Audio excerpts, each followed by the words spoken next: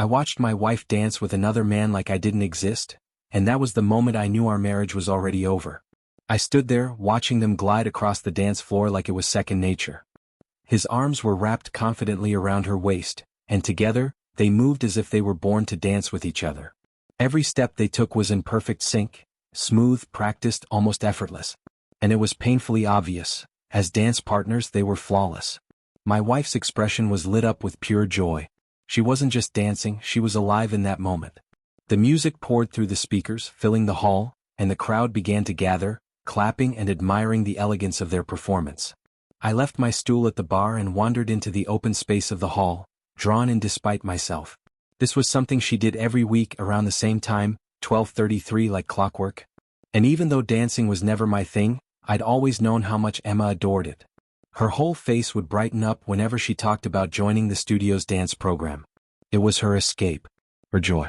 From my quiet corner, I sipped my drink and watched as Emma and her partner moved hand in hand toward the far end of the room.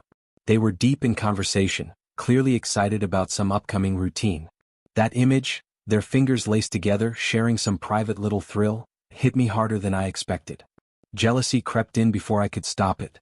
On a whim, I decided to drop by the studio on my way home from work. I usually finish by midnight, but that evening we wrapped things up earlier than planned. With a few extra hours on my hands, I thought it might be nice to surprise her. But as I stood there, unnoticed, it was obvious she hadn't even realized I was there. Emma was completely lost in the rhythm of the dance. I wasn't part of this world. She hadn't been expecting me, and wasn't looking for me either. That's when I saw her dance partner, Craig. A man easily 2 decades older than either of us, already retired by the looks of it, but still carrying himself with the charm and composure of someone who had nothing left to prove. Craig had a reputation around the studio, a polished flirt who had mastered the art of appealing to women through dance. And truthfully, it worked. Emma had mentioned him a few times, usually with a sort of admiration I tried to laugh off. But standing there, watching him lead her so naturally, I couldn't ignore it anymore. I told myself not to be foolish. I reminded myself of the years Emma and I had shared, 20 years of marriage, 2 kids, Megan and Tyler, now 18 and 16. The house that was once loud with footsteps and laughter had grown quieter lately. Our children were beginning to carve out lives of their own, and as they stepped out into the world, Emma and I found ourselves with more and more time alone in a house that no longer echoed the way it used to. Emma and I had talked it over and agreed it was time to open up our world a little. After years of living in the same daily rhythm, we figured it would do us good to meet new people. So, we joined a local social club that offered all sorts of activities, dance nights, weekend trips, and social gatherings that gave us both something to look forward to beyond just chores and routines. It was our way of adding some color and connection back into our lives. At first, it felt balanced. We found this easy mix of shared experiences and individual hobbies. I'd spend time on my own interests, she'd go dance, and together we still made space for date nights and weekends away. It was supposed to be once every couple of weeks, her dance nights, I mean. But that every other Friday plan slowly turned into every Friday. Then came the extra rehearsals, the midweek training nights. I didn't even notice how the schedule shifted, until I started realizing how alone I was becoming. That night, I sat quietly in a far corner of the club's lounge, nursing a cocktail that had long gone watery. Emma stood not far from me, chatting with Craig, the retired charmer who had clearly become her favorite partner, both on and off the dance floor. His arm was around her waist, and their hands were still intertwined from the last dance. Neither of them noticed me. Neither of them even looked in my direction. The rest of the group, maybe 20 people, were so caught up in their conversations and laughter that I might as well have been invisible. Emma had no idea I'd finished work early. She thought I'd be back well after midnight, which, ironically, had made me feel excited earlier in the evening. I thought we'd have a few extra hours to relax at home together. That thought had carried me through the day. On my drive home, I even smiled a little, hitting the garage remote with a kind of lightness I hadn't felt in weeks. But when I pulled into our spacious double garage, something didn't sit right. Her car was already there. I reached out and touched the hood. Pull. She hadn't just arrived. Which meant, she either got a ride or left it there on purpose. My instincts kicked in. I shut the garage door quietly and slipped into the driver's seat, waiting. If she came through the front door, I'd see her. I turned the engine off and let the night swallow me. Inside that garage, the silence was complete, too complete. It wrapped around me like a warning. Then just before midnight, I heard the soft roll of tires outside. A car slowed to a stop near the curb. I could feel my heart pounding in my throat. The engine idled, then cut out. My hands tightened around the steering wheel and I waited, barely breathing. The door creaked open. Emma stepped inside. She smelled faintly of perfume and hairspray. Her cheeks were flushed, not from the cold. "Oh hey," she said, blinking. "I, just showered. Didn't get a chance to change yet. I felt sticky after the club and decided to wash my hair. I know it's late, I just couldn't stand it." She fumbled with her towel-dried hair, trying to smooth it back. Her voice was light, but her face turned away. Her eyes avoided mine. I didn't say anything. I knew she was lying. I could feel it deep in my chest. Still, I bit my lip and nodded. I leaned forward and kissed her gently on the cheek. "I'm exhausted," I whispered. "Think I'll try to get some sleep." And I walked past her, silent, tired, and trying not to fall apart. I muttered something as I made my way around to my side of the bed, but by then Emma was already fast asleep. The room was still, wrapped in the quiet rhythm of her breathing. I laid there in the dark, eyes wide open, my mind racing. I needed to know the truth, not guesses, not assumptions. Cold, clear truth. But I also knew that bringing it up without any certainty would only cause chaos. If I was going to confront her, I needed something solid. Something real. The next morning I woke up alone. The bed was already made on her side, and I could smell the unmistakable aroma of fresh coffee drifting up from the kitchen. It was a small comfort, that familiar scent. After a quick shower, I got dressed and quietly headed downstairs, following the warmth and scent like it might somehow guide me back to something normal. Emma was at the kitchen table, coffee mug in hand, scrolling on her phone and humming lightly to herself. For just a second our eyes locked. She smiled like everything was fine, like there wasn't an ache in my chest or questions screaming behind my eyes. I tried to smile back, small, cautious, and sat down across from her. She mentioned casually that she'd been thinking we should go away for the weekend. Just the two of us. Somewhere I knew she had always wanted to visit. And in theory we'd done weekends apart before, so this shouldn't have been anything unusual. But it felt different. It felt like something was being covered up with pretty scenery. Still, I nodded, pretending to consider it. "Sure," I said. "Why not?" She caught me off guard. In a sudden burst of affection she stood up, walked over, cupped my face and kissed me deeply. "Finally," she whispered, like she'd been waiting for that exact moment. I blinked, confused and unsure of what to feel. Later that day I met up with my closest friend, Brandon. I hadn't told him much yet, but as soon as I started talking, his face twisted in concern. "Man, are you serious?" he asked, his voice low and stunned. "Tell me everything. Who, how, when? Do you have anything concrete?" I bit down on my lip, holding back the weight in my chest. My throat was tight. "I'm not sure yet," I admitted. "But something's off. I can feel it. And I know I can't get through this alone." Brandon didn't hesitate. "Whatever you need, I've got you. Don't shut down. We'll figure it out. Look, I'll ask Patty to quietly check around, the women in the group. See if anyone's heard anything about Craig or whatever's going on." I nodded, grateful. "Just make sure she's discreet. I don't want this getting back to Emma before I have something solid." "Of course," he said firmly. "We'll keep it under the radar. You're not in this alone." His words meant more than he probably realized. In that moment I finally felt like I wasn't drowning by myself. I wasn't sure what I needed, but I knew I needed something, and someone. We spent the next hour tossing around different ideas. Ways to get clarity, things to look out for, how to approach it all without setting off alarms. I told him I was going to stay away from the dance club for now. I wasn't ready to run into Craig or Emma with him. Not until I could face them with the truth. As we wrapped up, I looked out the window and saw Emma getting out of her car. Her heels tapped sharply against the brick walkway, echoing through the stillness of the street. She walked with purpose, like someone with nothing to hide. Or maybe someone who'd grown very good at hiding everything. Something in me shifted the moment I heard the front door creak open. I turned instinctively toward the living room just as Emma walked in. For a fraction of a second our eyes met. It was brief, barely a moment, but long enough for me to catch something in her expression. A flicker. Concern? Maybe even fear. It was subtle, but it was there. Whatever it was, it confirmed what I had suspected. She was hiding something. And that realization hit harder than I expected.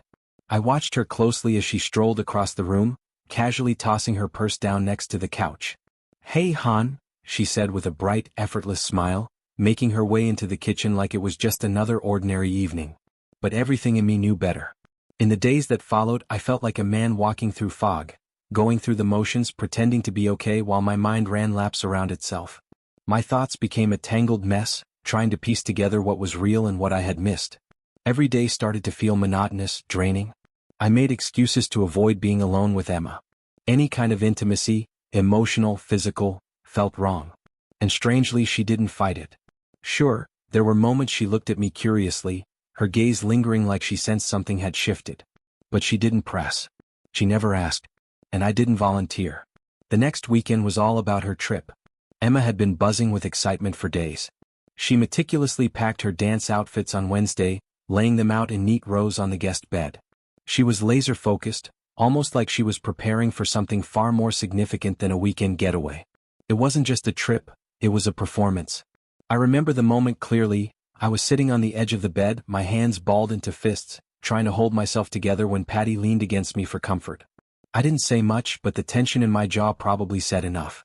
My friend Brandon reached out, resting a steady hand on my shoulder. "Let's face it together, Rick," he said quietly. "We'll figure this out. They won't get away with it." Friday came fast. I left work earlier than usual, knowing Emma's flight was scheduled for 4 p.m. She was meeting up with Brian and his wife in Blackpool, or at least that's what she told me. Details were vague, but I already had my suspicions about who she was really going there to see. By 6 p.m., I found myself sitting alone in the quiet of our house, staring at the clock as it ticked on like it had somewhere to be. Emma had been gone for 2 hours already. I opened the phone and checked the locator app, something I hadn't done in a while. Her pin showed she was still at Brian's address, just a few miles away. Still in town. Still not in the air. My heart twisted. Were they spending a little pre-vacation time together? Was this all just another cover story? I stared at the screen, feeling the hollow ache grow in my chest again. She had no idea how much power she still had over me. Or maybe she did, and that was the cruelest part. In a surge of frustration, I hurled the glass in my hand across the room. It shattered against the wall, the sound slicing through the silence. Later that night, Brandon and I checked the footage from a camera near the club. Just as we'd hoped, we caught a glimpse of Alfie's truck, the one with the fishing rods tied to the roof. That image confirmed more than we wanted it to. The lie wasn't just a theory anymore. It had weight. It had shape. And it was unraveling one truth at a time. We pulled away from Brandon's place just after 2 p.m. He dropped me off at my house to grab my own car, and from there we made our way toward the lake. We didn't want any trouble, so we stopped at the gate and paid for entry, making sure everything looked legit on the surface, date-stamped tickets in hand just in case. We drove around for a bit, scouting the area, until we stumbled upon a secluded spot tucked away from the usual paths. It was quiet, the kind of quiet that almost feels sacred. We set up a few fishing poles, our makeshift cover, and waited. The lake sat still, like it knew something was about to happen. By the time we walked back toward the parking lot, the place was nearly empty. We moved slowly, eyes scanning the corners for any visible cameras. None that we could spot. Heads down, we approached Brian's car first. With quick, practiced movements, we slashed all 4 valve stems clean off. Then Brandon popped open the fuel tank while I emptied a mix of sand and sugar straight into it. It was reckless, juvenile even, but it felt weirdly cathartic. Somewhere in the chaos of the last few weeks, I had lost so much of myself. But in that ridiculous moment, standing in the summer heat, it felt like I was reclaiming just a tiny piece of what I'd buried under all the pain. We were giggling like kids by the time we moved on to George's car. This time we didn't hold back, same process for more valves gone. We worked in tandem like we'd done this 100 times. The sun warmed our backs, the silence of the lot still holding. Then a distant ringtone sliced through the air. Brandon glanced at his watch and smirked. "Right on time," he said. The phone buzzed again. Then again. The tension that had been building all morning snapped. We cracked up, full-on belly laughs that turned into wheezing. All of it, the suspicion, the betrayal, the silent resentment, boiled over into this moment of ridiculous release. But the laughter started to fade when the ringing stopped and shifted to a message ping. Then another call came in. This one didn't feel funny. There was urgency in it, desperation even. "She's gonna turn to her parents next," Brandon said, his tone softening. "Once she realizes what's happening, the calls will only pick up." He looked over at me, eyes serious now. "Rick, you're not going home tonight. Spare room's ready for you. You need space, not drama." Patty appeared with a fresh glass, gently handing it to me. "Stay," she said. "We don't want you walking into anything right now.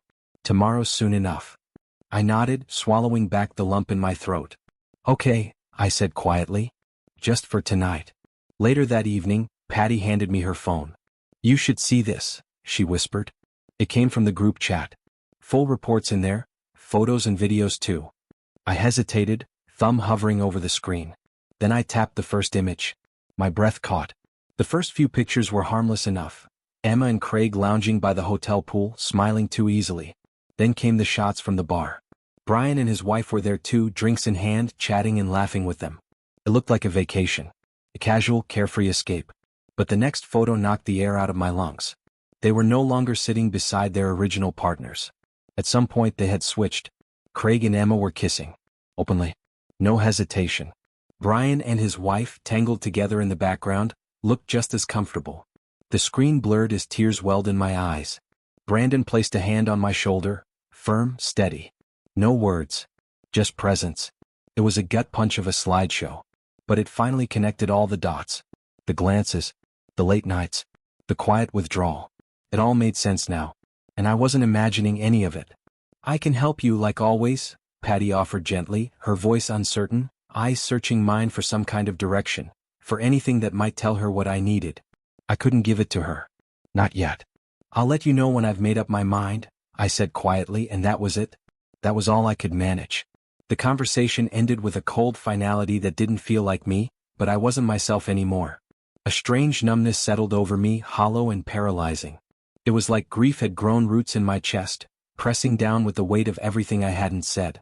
I couldn't even cry, the pain was too tired, too old already, like it had hardened overnight. When I set the phone down, it buzzed again almost immediately. But I didn't care. I wasn't answering. I needed to move. I needed air. I mumbled a goodbye to my friends, grabbed my keys and slipped out the door before they could stop me. "Rick," Brandon called after me, "just act like we don't know anything. Far as she knows, you've been out fishing all day. That story won't hold forever, but it'll buy you some time." I nodded without turning around, slipped into the car and drove off. I hit the freeway like it was a lifeline. Didn't even have a plan, I just knew I needed to go west. Anywhere west. Away from the lies, the house, the phone that wouldn't stop buzzing. Away from her. The highway stretched out in front of me, long and quiet. My phone kept vibrating every few minutes, each buzz like a mosquito bite to the nerves. I ignored them. The only thing that mattered in that moment was getting away before I said or did something I couldn't take back. Eventually, I pulled off into a small town, one of those places where life moves slow and no one knows your name. I found a diner near the edge of the woods and sat at a booth near the window, staring out at the picnic tables and endless green fields. A waitress approached with a practiced smile and set my steak down in front of me. She was striking, elegant even, but I couldn't bring myself to care. Her beauty didn't register. Nothing did. I looked at the plate not because I was hungry but because it gave my hands something to do. I took slow bites, chewing methodically, tasting the seasoning without really enjoying it. It was a good steak. Great even. But it wasn't enough. It wasn't her. And I hated that I was still thinking about her. Then my phone lit up again. A message this time. "She's in the shower right now, but I'll call you back in a few minutes," it read. Then another, "Goodbye, fool." I stared at the screen for a second before muttering, "Yeah, goodbye, fool," under my breath. It was from Craig. No doubt. The arrogance practically dripped off the screen. And it made me clench my jaw so tight I thought I'd crack a tooth. He'd messaged me behind Emma's back, like he was marking his territory. Like I was already out of the picture. But he didn't know what I'd done to his precious car. I smiled just a little. That wasn't justice, but it was a start. I scrolled through the rest of my inbox, skimming the texts, deleting the ones I didn't care to read. Then I saw the one from the law office. I had made it clear I wasn't backing down. I'd already spoken to the attorney, told him everything, the infidelity, the lies, the evidence. I said I was ready to move forward. I wanted to press charges under the adultery clause. I'd named both Craig and Emma. There would be no tiptoeing around it. No passive-aggressive warnings or quiet separation. I was going to court. And this time I wasn't the one being left behind. At that point I didn't care how tangled it all might get. The truth was my marriage was already over, there was no saving it. If things played out the way I hoped, those responsible wouldn't just be exposed, they'd be the ones paying the price both financially and personally. Word spread fast, faster than I could have imagined. I started getting calls, texts, even looks in the office. My colleagues knew. My boss knew. And I wasn't even the one who said anything publicly. Somehow, someone close to the situation had let the story slip. Then the phone rang again, Emma this time. "Rick," she said, her voice tense, "you've got to stop this. Not everyone knows, right?" I paused. "What do you mean?" There was silence. Then it hit her. "Oh no. Please. Please tell me you didn't tell my parents." I let out a breath. "No. I didn't. I figured that kind of truth, it needed to come from you. You're their daughter. Don't you think it would mean more if they heard it from you?" She didn't respond right away. Just silence. The kind of silence that lets guilt sink its teeth in. Later that evening, I made the hardest phone call of all. My father's voice came through, steady but soft. "Rick?" My throat tightened. "Dad, I just want to say, I'm sorry. You've been amazing. And I hate that this is how it turned out. I really do." I could feel the tears stinging behind my eyes. But the truth is, this didn't just happen once. It wasn't a mistake. It's been going on for a long time. And I just can't. I can't carry it anymore. There was a pause, then his voice, gentle and firm. "I understand, son. Your mother and I, we're here. Whatever you need. Call us anytime, all right?" "I know. Thank you, Dad." But deep down I didn't feel okay. I was still standing in the wreckage. Then came the part that made my stomach turn even more. There had been talk, subtle things at first, about George's past, about some alternative scenes he was involved in. I had brushed it off. It felt awkward, uncomfortable. Not something Emma and I had ever been into. But looking back, it felt like another warning I'd ignored. He once hinted at it, surprises for the women, he called it, with a wink I didn't appreciate. I remember thinking how bizarre it was. He never said anything to Emma directly, at least not that I saw. Just me, like he was planting seeds of some big reveal. I wish I could say it stopped there. But when I saw what was on that flash drive, the footage, I felt the ground drop out from under me. It was like watching a different person. The woman in those videos wasn't the one I married. It wasn't just infidelity, it was exhibition. Group settings. A level of betrayal I never saw coming. And the worst part? They were filming it. Posing. Commanding. Egging each other on like it was all some performance. At one point, through the chaos, I heard a voice say, "She's incredible, George. She's on fire with you." And I knew exactly who they were talking about. That voice was admiring my wife. That applause wasn't for love, it was for lust. For deceit. And somewhere in all of that, in those moments frozen on camera, I disappeared. The man she came home to was just a background character. That was the night I stopped asking why. It was the night I finally accepted the truth. I had loved her for so long. And now, all that love felt like it was bleeding out through the scars left by her betrayal. "Rick, what's going on?" her mother asked me, voice trembling as both her parents followed me up the stairs. "Listen," I said, keeping my voice calm, "Lindy really needs both of you right now. I can't go into the full details, not yet. But she's made some incredibly reckless choices, and things were spiraling fast. Alfie and I had to step in. We pulled her out of a situation that was about to get dangerous, maybe worse." They both looked stunned, trying to process what I was saying. "I know she's your daughter. And despite everything, I still care about her." "I do. But I can't be the one to take care of her right now. That's going to have to be you. I'm stepping away. It's time." And with that, I turned and walked out. I wasn't running. I wasn't avoiding anything. But I was done carrying the weight of her choices on my back. She needed to face her parents. She needed to face herself. There was still more I had to do. More damage to deal with. Ryan, our son, was away on a football tour, not expected back until the end of next week. I kept thinking about how I'd break the news to him.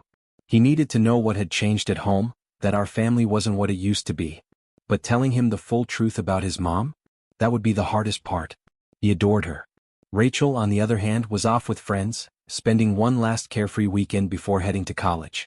Trying to reach her by phone felt impossible. She'd been off-grid, enjoying the last stretch of her summer. Everything was already in motion. My confession had stirred up chaos across our social circles. Friends, colleagues, neighbors. And still I found myself wondering, do I tell her family everything? Do I strip away every last illusion? I had already sent a detailed email to her father. I laid it all out, what I knew, what I'd seen. But deep down I doubted it would matter. If she played the right emotional cards, if she cried just enough, he'd probably ignore it. She had always known how to twist hearts with a well-timed sob story. So for now I decided to let it sit. But I knew myself. If she pushed me any further, if she kept spinning lies, I wouldn't hesitate to expose everything. Her true face, the one so few people had ever seen, was just waiting to be revealed. Then another thought crept in, quiet but bitter. Why should I fix the car at all? After everything? We trashed her car not by accident but as a consequence. And now I was expected to undo that? To repair something she no longer deserved? No. Let it sit there broken. Just like the mess she left behind. A little embarrassment is the least she should endure. Alfie eventually wandered off to the kitchen where Patty was making something warm. I stayed back, still holding on to that storm inside me. What do you expect? I heard someone say from the hallway. This guy's shattered. He's got every right to be furious. She tore him apart from the inside out. And they were right. Whatever came next, she earned it. I'm ending this conversation, she said flatly. You need to understand that, Rick.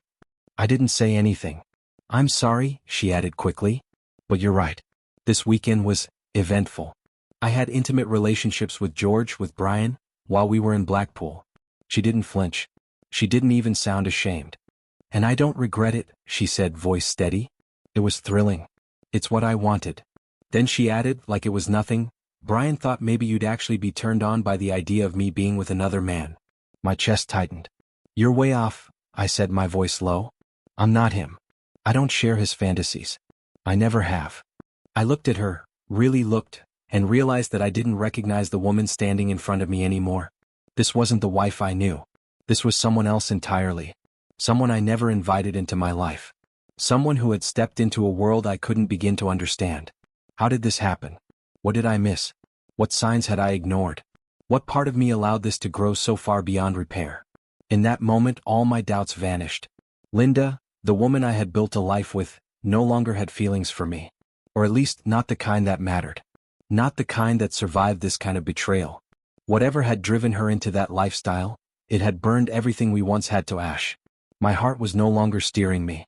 Everything I did next came from anger, from the deep, bitter ache that betrayal leaves behind. But I couldn't hide behind silence anymore. I had to face this head-on. But when I tried to speak, nothing came.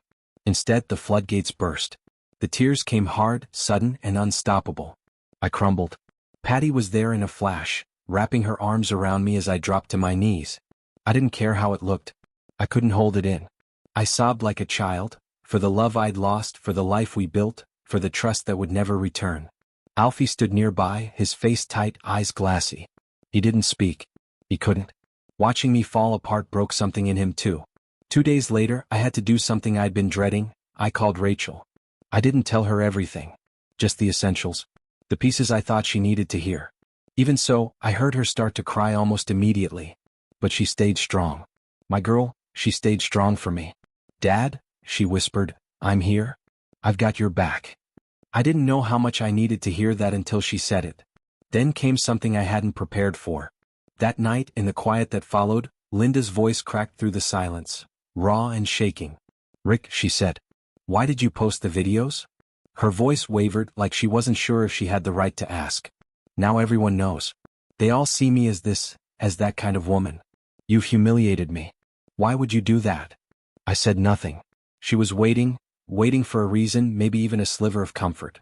Did you really have to put them online? She asked again, her voice thick with sorrow. Then her words dissolved into sobs. Deep, rattling sobs. For a moment they almost sounded like mine.